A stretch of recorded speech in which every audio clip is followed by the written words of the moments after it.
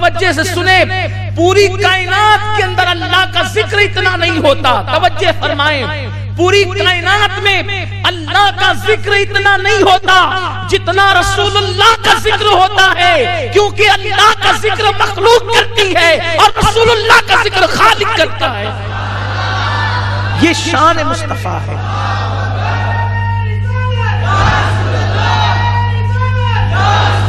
ये अपने नबी की शान है, ये अपने नबी का मकाम है। तो अल्लाह तबारक व तआला फिर कुर्बान जाएं। आप नमाज पढ़े तो सवाब मिलता है, आप रोजा रखें तो सवाब मिलता है, आप हज करें तो सवाब मिलता है, आप ज़कात दे तो सवाब मिलता है, आप रुकू करें तो सवाब मिलता है, आप अल्लाह अकबर कहें तो सवाब मिलता है, आप सुभान अल्लाह कहें तो सवाब मिलता है, आप अल्हम्दुलिल्लाह कहें तो सवाब मिलता है। लेकिन जब आप दुरूद पढ़ते हैं तो आप इतने महबूब हो जाते हैं, आप इतने महबूब हो जाते हैं कि जब आप दुरूद पढ़ते हैं, अल्लाहुम्मा सल्ली अला मुहम्मद, ए अल्लाह मेरे महबूब पे दुरूद नाजिल फरमा, तो अल्लाह के रसूल फरमाते हैं सल्लल्लाहु अलैहि अशरा, तुम एक मर्तबा मुझ पे दुरूद पढ़ते हो तो अल्लाह 10 मर्तबा तुम पर दुरूद नाजिल फरमाता। यानी इंसान तो कितना मुकर्रब हो जाते हैं अल्लाह का कि तू एक बार हुजूर पे दुरूद पढ़े तो अल्लाह तुझ पे 10 बार पढ़े। अल्लाह तुझे नहीं देखता कि तू शराबी है, तू जुआरी है, तू जानी है, तू झूठा है, तू गीबत करने वाला है, तू चुगलखोर है। बस अगर मोमिन है, एक बार हुजूर पे दुरूद पढ़ा तो अल्लाह 10 बार तुझ पे दुरूद नाजिल करे। जिस पे अल्लाह दुरूद भेजे वो कितना मुकर्रब होगा। और दुरूद कब मिलता है? नमाज पढ़ने से नहीं मिलता दुरूद। अल्लाह नमाज पढ़ने पे सवाब भेजता है, नमाज पढ़ने पे सवाब भेजता है, दुरूद पढ़ने पे दुरूद भेजता है। अब जिस पे खुदा दुरूद पढ़े, जिस पर खुदा दुरूद पढ़े, अल्लाह का पढ़ना हमारी तरह नहीं है। अल्लाह का पढ़ना हमारी तरह नहीं। अभी आपने सुना ना कि अल्लाह ताला कैसे दुरूद पढ़ता है, कैसे दुरूद भेजता है। वो फरिश्तों की महफिल में नबी का एहतराम और बुजुर्गी बयान करता है, लेकिन जब उम्मती दुरूद पढ़ता है तो अल्लाह उसकी भी शान फरिश्तों में बयान करता है और उस पर रहमतें नाजिल फरमाता है। सोचो, ज़बान कुदरत पर तेरा नाम आ जाए, तेरी शान क्या है।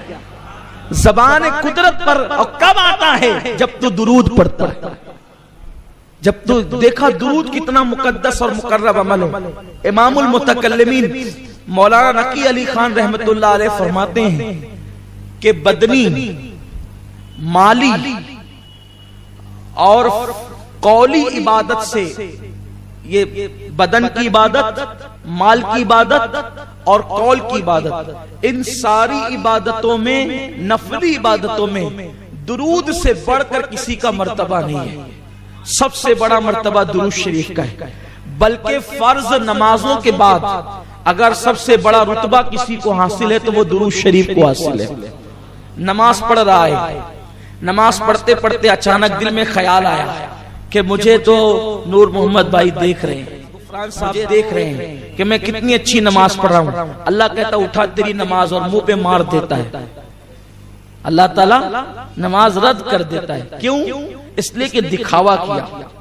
ज़कात देते हुए दिखावा किया कि लोग मुझे सखी कहे। अल्लाह ज़कात का सवाब नहीं देता, उसको मुंह पे फेंक मारता है। रुकू किया, अच्छा रुकू किया तो अगर दिखावा किया तो फेंक मारता है। लेकिन कुर्बान जाए महबूब की अजमत पर, अगर कोई दुरूद शरीफ दिखाने को पड़े, रियाकारी के तौर पे पड़े, तो अल्लाह रद्द नहीं करता, तो भी कबूल करता है। और कहा जाता है कि बंदे अब तेरी रिया को नहीं देखूंगा, महबूब की जिया को देखूंगा। तेरी रिया नहीं देखी जाएगी, अब हबीब की जिया देखी जाएगी और उनके रुखे बद्दुआ के सदके तुझे सवाब अता किया जाएगा।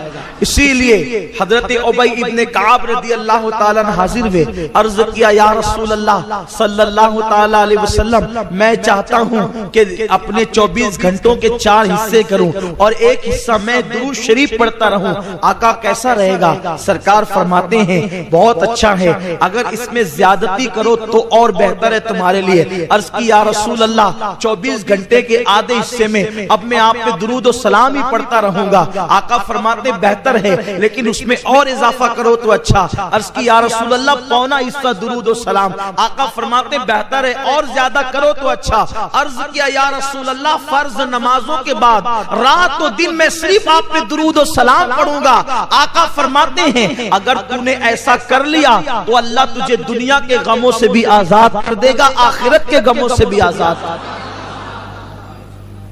इसलिए दुरूद शरीफ पढ़ने की आदत डाल। और जब आकाए करीम सल्लल्लाहु अलैहि वसल्लम का नाम आए तो बुलंद आवाज से सल्लल्लाहु अलैहि वसल्लम कह लेना, ये वाजिब है। क्योंकि आका फरमाते हैं सबसे बड़ा बखील वो है जिसके सामने मेरा नाम लिया जाए और वो मुझ पे दुरूद न पढ़े।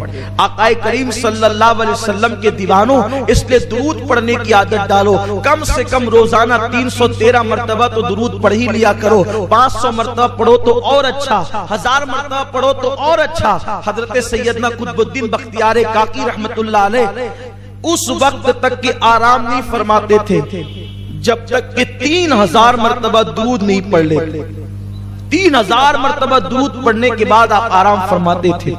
दुरूद शरीफ की बड़ी बरकतें। आकाए करीम सल्लल्लाहु अलैहि वसल्लम फरमाते हैं कि अगर बंदा दुआ करे और दुरूद न पढ़े तो उसकी लटकती रहती है जमीन और आसमान के दरमियान। लेकिन अगर कोई दुरूद पढ़ ले और दुरूद पढ़ने के बाद दुआ करे तो अल्लाह उसकी दुआ को जरूर कबूल फरमाता है। आका फरमाते हैं अर्श के नीचे एक फरिश्ता है जिसका सर अर्श से लगा हुआ है और जिसके पैर तहतो सरा में है, जिसका एक बाजू मशरिक की तरफ है और दूसरा बाजू मगरिब की तरफ है। ये हदीस में वो पढ़ रहा हूं आपके सामने आज जो मैंने अपनी जिंदगी में सबसे पहला बयान किया था, तो यही बयान किया था। उस वक्त मेरी उम्र 10-11 साल की रही होगी। मेरी जिंदगी का पहला बयान यही है और उसमें यही मैंने रिवायत